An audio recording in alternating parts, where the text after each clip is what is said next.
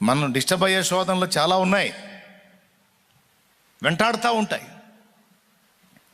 చిక్కిపోతూ ఉన్న పరిస్థితి ఉంటుంది. తప్పించుకోవాలంటే దారి అర్థం కాదు. జనరల్ ట్రీట్మెంట్స్ అన్నీ అయిపోతాయి.